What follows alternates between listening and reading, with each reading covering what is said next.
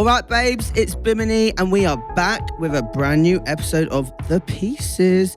And this week, we have the icon, H.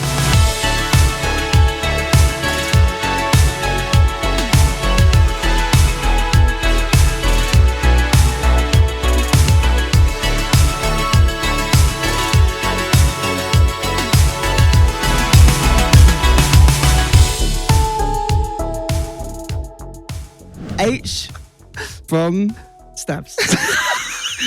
Ian Watkins. That's my real name, but we were just chatting off camera, and my first name is H, middle from surname Steps, because everybody in a pop group comes from somewhere. Yeah, Rachel totally. from S Club. Yeah. Jade from Little Mix. Yeah. You know, it's standard. That's what happens. Because I grew up pop music, and pop groups were my bread and butter. Like, I remember, like, the first dance class I went to when I was about 5, we did it to Tragedy. Did you? Yeah, literally. And, like, honestly, like, I loved it. And then, obviously, in the playgrounds, it's like, Tragedy, when your pants fall down in the middle of town, it's Tragedy. Do you know about them? I've never heard that one. No. Oh, my God. So, we would, as kids, they'd be like, Tragedy, when your pants fall down in the middle of town, it's Tragedy. Oh, my God. And it's even better in a Cockney accent. Yeah. But there'd be, like, loads of them. But, yeah, that was basically, that was the... Oh, my God. And what was the other one? Chain Reaction? Chain Reaction. I mean, they were both covers, so Yeah. I can't take all credit for But them. that was I'm in the middle of Jamie. Yeah, we danced to that as well. Was there a naughty alternative to that as well? No, not that one. Okay, we'll think of one. Yeah, but that was like my dance class, and like, yeah, I mean, Steps were a huge Steps. Like all of the pop groups from the 90s, we're obsessed with. I love that you said that you were in juniors when that came out, which makes me feel really old. Jeez. 50 next year? 50 next year. My God, how did that happen? Well, it's been an iconic up to 50.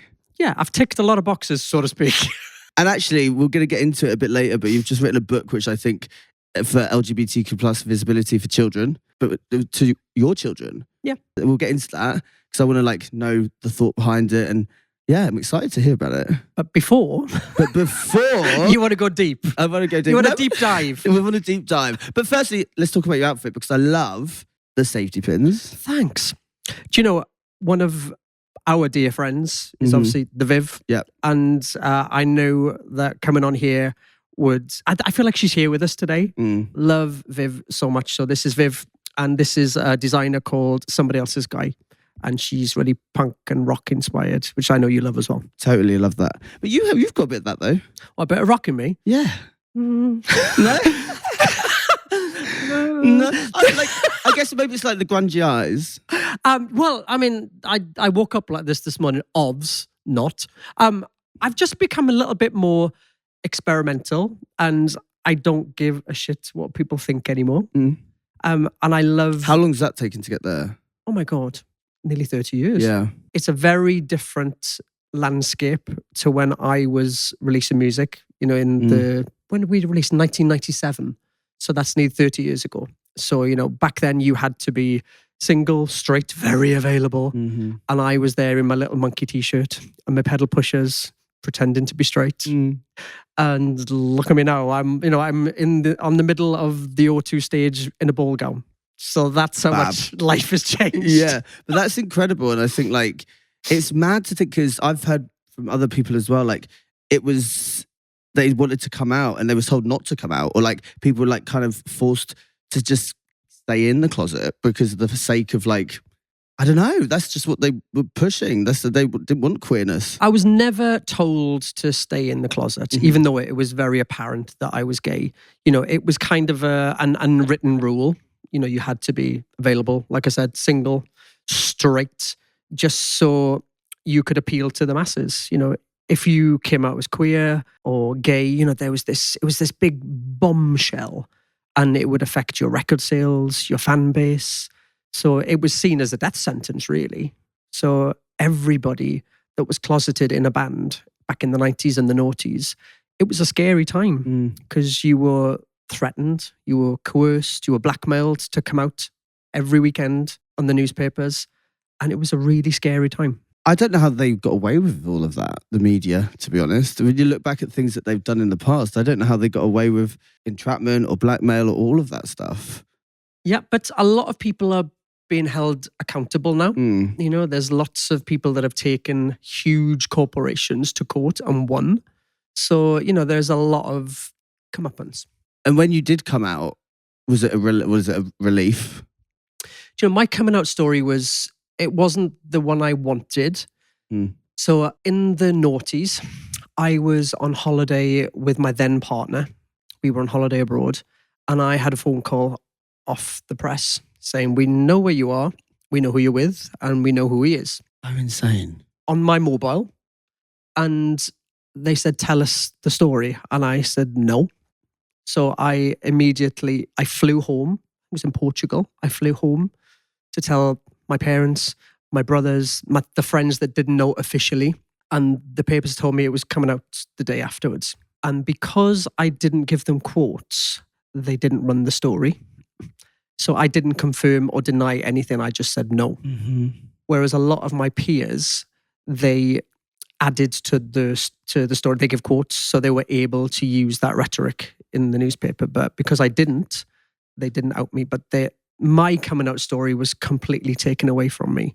Yeah, you were forced to it because you were like, I guess, scared. Yeah, it wasn't public. And thankfully, I don't think I could have coped mentally at the time because, I was a closeted homosexual male in this very dominant environment.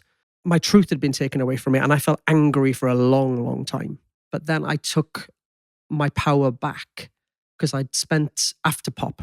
I'd gone to do a course in musical theatre and I'd done West End and I'd done shows. And the first big show I did after all of that was Big Brother. Mm-hmm. And that was the show where I reclaimed my truth and my power and I came up publicly on the show. And that felt, like I'd been my authentic self, and warts and all. And if you didn't like me, I didn't give a fuck. That's also just a message for everyone though, isn't it? Like, come out, everyone should be allowed to come out on their own terms. Yeah. Don't be pressured. Yeah. It's hard. It is really hard. But, that's why we have Pride Month. And it's a brilliant way to find like-minded people. You can find your tribe. And I know we're going to talk about the book later. That was another reason that I wanted to write this. It's something that we should have had, and it would have helped us massively growing up. My children, they're aware, obviously, of LGBTQI plus people, but their friends aren't, and this book now is in every school in Wales. Amazing. It's going to be in every school across the UK, and it's not just about LGBTQI plus people. It's about kindness. Mm-hmm. It doesn't matter if you have glasses, if you have ginger hair, if you've got one leg, just be kind for fuck's sake. That's what it's about. Well, it's the irony, I think, is that like on the basis of most religion, that is also what the ethos is meant to be, kindness, but that isn't always the case. It's about judgment and like kind of segregation, division and control. I feel like this is, I guess, radical, even though it shouldn't feel radical. What, this book? The book is radical to have in schools, no? Really? It feels like it shouldn't be, maybe, because of like we don't want to be. But I think it would be. If I had that in school as a kid, radical in the best way. Like radical joy, like radical reading this. It's like acceptance of themselves, But maybe if there are parents or carers or whoever out there thinking this book is about grooming or sexuality, it's not that. So there's always going to be those people that say shit like that. And it's stupid. But, how dare they exactly tell me who I am or who I should be? But also take something that's so pure and beautiful, like on the basis love is love, and then turn it into something that's like no truth in it, and they just make it up, and it's just that's a horrible thing to throw at people. My kids got this from a very, very early age. So, When did you write it?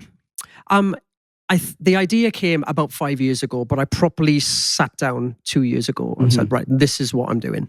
And I made space for that. And my kids, because they have same-sex parents, we have lots of same-sex family as friends. They said probably when they were 4, they were, Daddy, so boys can marry boys, yes. Girls can kiss girls, yes. But a T-Rex can't marry a pterodactyl. I was just like, because they'll eat it. Yeah. But, that's the thinking of a child. Yeah. It's black and white. And they were like, oh, can we just watch CBeebies? Yes. But that's the kids are so like they're sponges for what we teach them. Because I didn't know I was gay, but I was told I was gay before I knew what that was. And I've said that a lot. Like So you were 5 years old. labelled. I was labelled 4 or 5 because I was a bit fruity. And did that label fit you at the time? I was happy. Okay. So maybe. But like, I don't know. Like, I was told about my sexuality before I knew what sex was. Yeah, I was name called. I was made to feel different and othered. Yeah. And like, you know, I was chased home from school. I was bullied. I was beaten. I had my fingers broken in school because I was gay. And at that time, I didn't know what gay was. So why, when you figuring it out, why would you want to come out into this thing that you've been shamed so much? Exactly. And that was in my comprehensive school. And a couple of years ago, I helped the school have their very first Pride. And for me, walking around the school that I had got bullied in, that I had felt so horrendously bad in, it was like a cleansing of the school. I bought a 50-meter Pride flag, and we carried that up and down the school on the racetrack. Amazing. And it was just the full stop that I needed, the conclusion.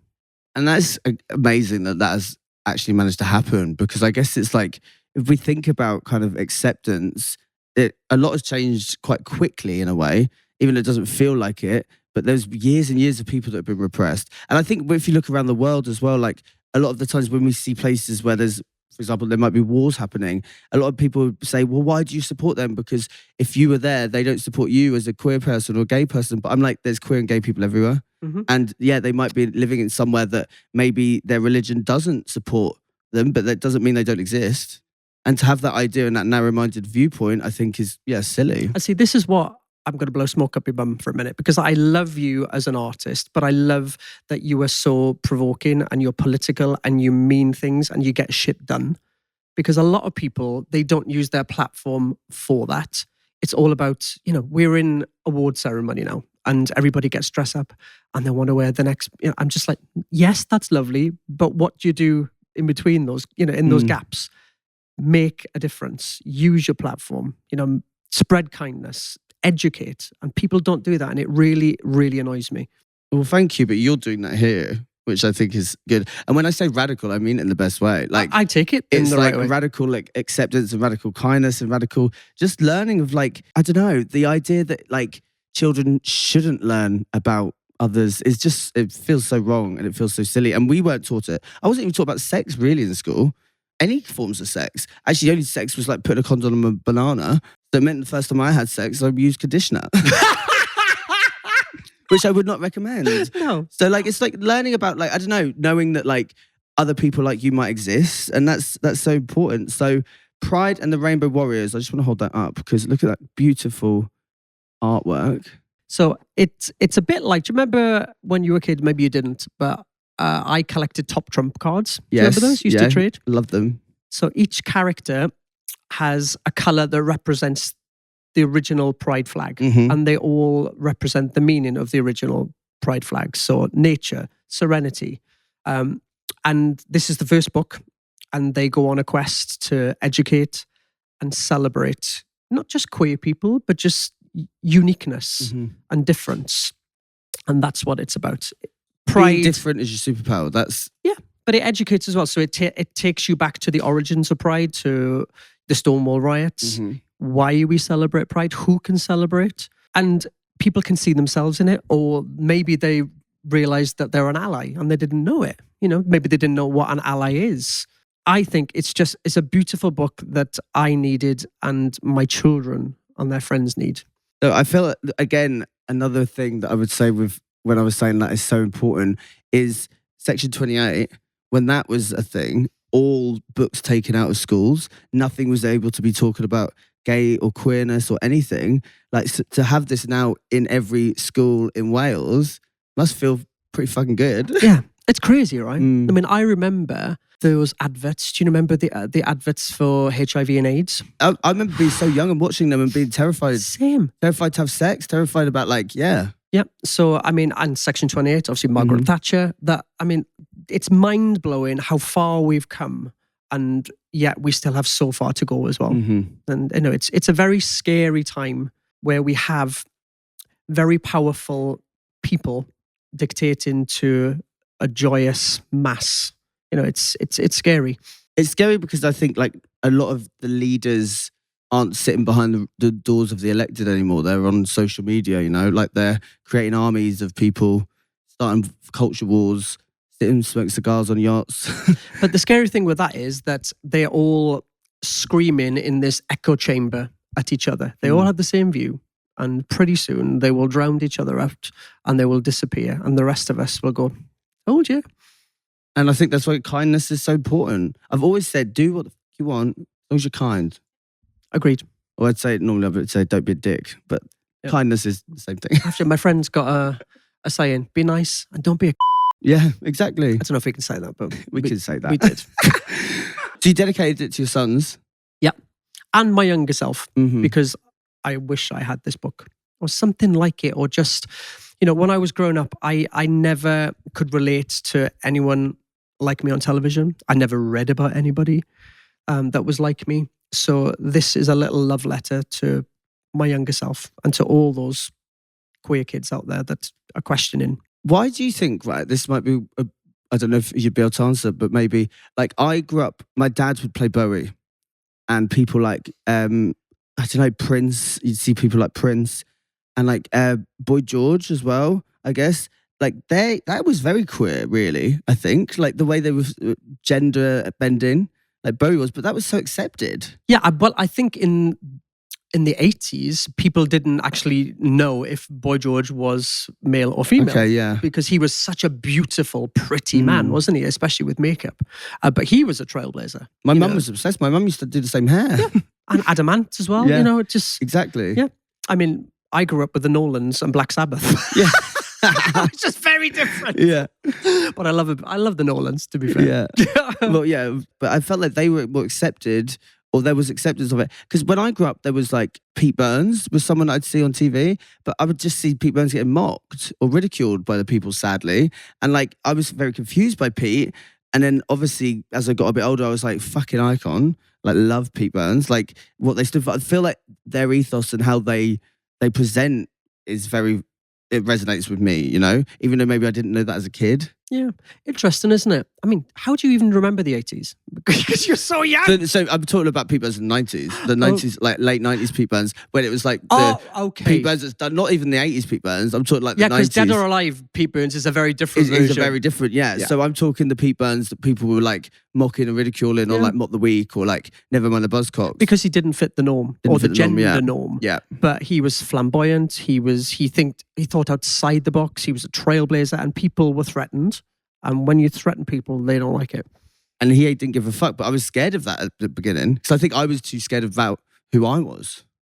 Maybe you saw a lot of yourself in him. Yeah. Does Pete identify as male or I'm not sure. I think Pete just was like, I I didn't want to misgender. I don't know. I think people just say I'm a man with... I look like a woman, but I've got a dick.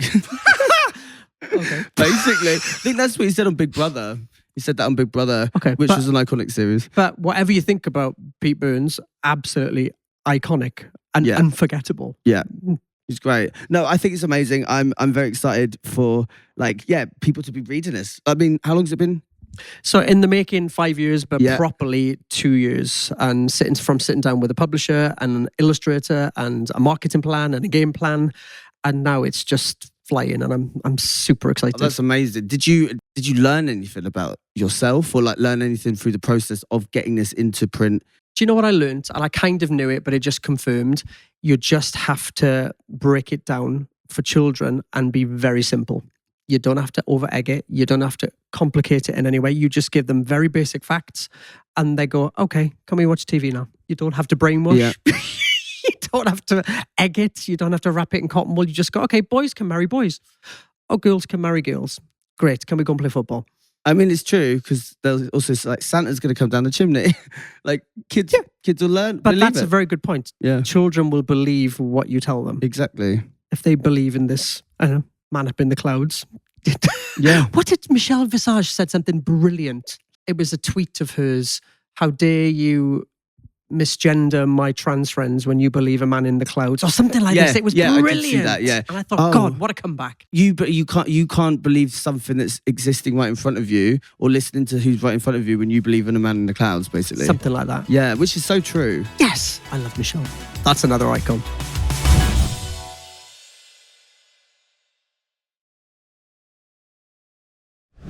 your painting, your first love? It was my first love, yeah. Yeah. So, and why it was my first love was because I found the art room was my safe space. My art teacher is an icon. So was this at school? Yeah, in school. Okay. Because I was bullied. Yeah. And I was called names. And the only way that I could get through anything was to paint. And the arts room was probably just me on my own. And I lost myself. It was my little sanctuary. And that's where my love for painting was born, really. And now, 30 years later, I paint for galleries and I have exhibitions and my children paint with me. So that's amazing. And I'm able to fit my art career around my kids and the school run and swimming lessons and all that stuff. So yeah, I feel like I'm in a really amazing place in my life. I love that, and I think art for me is actually a bit triggering. And I wish it wasn't, because I was told in school I'm not creative. Like, they were the words I was using. Are you kidding me? Look at you. But I couldn't draw a vase. I've seen you slide down a pole at the Attitude Awards. But yeah, I mean, but I was told I wasn't creative. So like, because I couldn't draw a vase, for example. But it's not about drawing. It's about emotion. But I wish that my teacher taught me that, because like I want to do it more now. And I think everyone should be allowed to express creativity. But I think in school, creativity is very limited to art, was just for us. The art in general. Yeah. The funding has been cut right back. But that's another thing I do. So in my local schools, I go and teach art, and I just try and open up children's minds. And it's all about, don't draw me what that tree looks like. Draw me how that tree makes you feel. And my children will set up easels and paper in the garden, and they will get some branches, they'll dip it in paint, and they'll slap it on the canvas. And I'm like, perfect. And it's expressing, it's having fun, right? That's exactly what it is. And I think I'd get in my head too much to be like, I can't draw the perfect vase, because that's what we're trying to do. And I think that stopped me for a while, like believing that I had that. But you strike me as a person that strives for perfection anyway. Which is, I guess sometimes it's like my imperfection is the perfection in a way. And like I do feed into that. But I think, there's the ADHD part that does definitely do that. I can relate. I mean, I love that, like, your first love is painting, but actually, how did you get into pop? Like, how did that come about? That must have been everyone's dreams come true at that, like, when you were that age. But it was a very different beast back then. You can't like show what you can do on YouTube or put it on Spotify. There was a newspaper called The Stage, and there was an advert in it for a boy-girl group. And at the time, the Spice Girls were flying high. You'd had Boyzone and Take That. So this audition stuck out to me. So I was like, oh, that sounds interesting. And I literally went for it, and I guess the rest is history. But that was nearly 30 years ago. It's crazy. Didn't feel like a whirlwind at the time? No, it was a very slow burn, because we saw all of our peers, being signed on multi-million-pound 5-album deals with, stylists and hair and makeup and choreographers. And we were there, literally with one outfit to last us for a whole TV campaign. I remember we went from Blue Peter, we performed on Blue Peter, and I went to the job centre to sign on because I didn't have any money. Wow. I lived on £50 a week in London. 40 of that was on my rent. I had £10 to live on. I used to buy a bag of potatoes, tuna flakes and ketchup, and I lived on that for I don't even know how long. That's so interesting to hear, because I feel like nowadays, I mean, I've always had a work ethic. That's a work ethic. I feel like no one wants to work these days. Yeah, but they don't want the hustle. They don't want that. But it's because they want everything instantly. Yeah. And they want to be famous and have a lot of money and put no work in. And they don't work like that. No, you've got to hustle. I was doing like drag to start with, just for free drink tickets for a year and a half. Yep. That's pay for drinks. It's great. But it's, it's a different day and age. And I feel like I've come a long way in my career, professionally and personally. We talked about it earlier on, but the time that I was in the pop world back then, I was made to suppress who I was and how I felt and my sexuality. And I feel like now I've made a promise to myself that I would make up for that, because I had a platform and I didn't use my voice in the right way. But that's now why I speak out. It's why I am an advocate for LGBTQI plus people. We put on Pride every year in our town. I try and educate, I celebrate. And it's my way of giving back to my younger self that couldn't. That's such a beautiful way of looking at life, I think, because it's like you could feel the type of way. You can get angry. You can get angry at society, the people that made you feel like that. But instead, turning it into something so positive, it's so pure. Like, it's a beautiful thing to do. So thank you for doing that. It was important to me. And like I said, it's a love letter to my younger self and all of those queer people out there that aren't able to have a voice. Yeah, it's a scary time. So going from like coming out publicly to them being the first same-sex couple on Dancing on Ice, Mm-hmm. How was that? Because that must have been like throwing yourself in. Do you know, I'd been offered lots of contestant-based shows over the years, and I'd said no. But the one I wanted, because I loved ice skating, was Dancing on Ice. And I auditioned for it 3 times before, and I didn't get it. And then the call came. I went, okay, here we go. Let's try again. So I tried out, and they gave me the green light. And I said, I've got an idea. I'll only do it. And it wasn't an ultimatum, but I'll only do it if I can be my authentic, true self on television. I'd like to partner with a guy. Mm-hmm. And they were so supportive. That's They amazing. were completely 100% behind us. And because of what we did, you know, those little ripples made huge waves. And now on every TV show, talent show, you know, you have that representation. So I'd like to think that we played a little part in that. 100% would have done, for sure. And I think it's like little things, not little things, it's a big thing, but those doors opening mean other doors will open and continue to open. And I think like the way I see it is like where we're at now. I want to leave the world in a better place. Mm-hmm. I hope we do. I know it feels like we're going backwards now, but things like your book and things like doing that and being that representation is so important. So things like this and Dancing on Ice, you know, they start conversations. It wasn't as if Matt and I were on primetime TV in front of millions of people bumming, you know. But we weren't. We were holding hands and dancing on ice. Mm. But all of those dances we did, you know, the routines, it started conversations in rural villages, in towns. People could see themselves, or, you know, they could ask questions. And that's what it's all about. That's what this book is about. Just educating and celebrating our community. What would you say to the people that are in smaller towns that like might feel a bit of shame about who they are? I would say, especially now is Pride Month. Mm-hmm. You can find your tribe. You can find like-minded people. And don't be pressured to come out. You know, it's your truth. You own that and you tell your truth when you're ready. Exactly. I mean, Pride Month is so important. I think like we're seeing statistics which are quite sad, like of homophobia and transphobia rising. And then people are saying, why do we need Pride? Well, that's why, you know, like we've gone forward, but it feels like we need allies now more than ever. We do. And you know what we do in Cowbridge? So we have Cowbridge Pride, which is just outside Cardiff, but we hold events throughout the year as well to remind people that you can be kind the other 11 months of the year.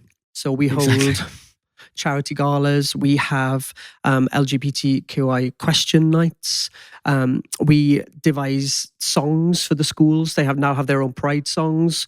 We have animation companies that work with all the pupils and they work on kindness animations, and that's shown throughout Wales as well. So I really feel like there's a lot we've done, but we have so much more to do. But I've got a fire in my belly, and I'm like a terrier. I can tell. You're doing amazing stuff, and I think what I'm getting, well, kindness we know is so important, but hate is a learned behavior. Like hating other people for being different is a learned behavior, and it's unlearn that.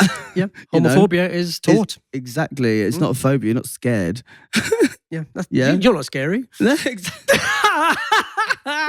Okay, I've got one last question for you. Thank you so much for coming on. This has been amazing. So considering your long career in pop music, theatre, author, painter, how do you see Pride and the Rainbow Warriors fitting into your overall legacy?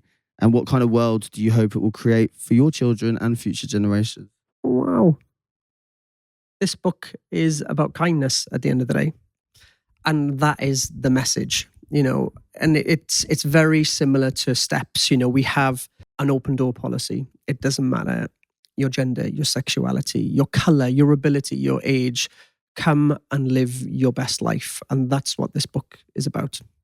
Your difference is your uniqueness. Thank you for changing the world and being part of that.